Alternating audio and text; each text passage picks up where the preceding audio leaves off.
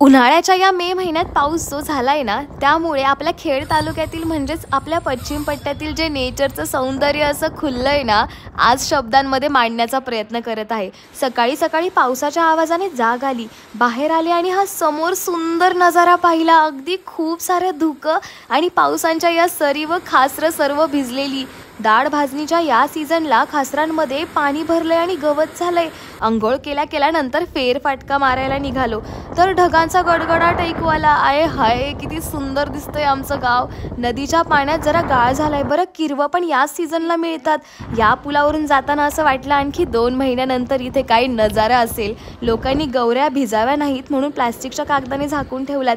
पडलेल्या या पावसामुळे मंदिरं आणखी टवटवीत दिसायला लागली आहेत. या मनमोहक वातावरणामध्ये फिरत असताना व्हिडिओ काढण्याचा मोह काय आवरेना. धुक्यातून वाटेने जाताना एकच वाटत होतं, कधी हे धुकं माझ्या बाजूने जाईल. गडदुबाई मंदिराच्या इथला धबधबा आताच असा दिसतोय.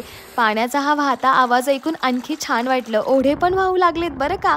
गावची लोक बरीचशी मका वाहत होते, जनावरांसाठीचा चारा. वाड्याचं धरमरायाचं मंदिर तर वा, किती सुंदर वाटतंय.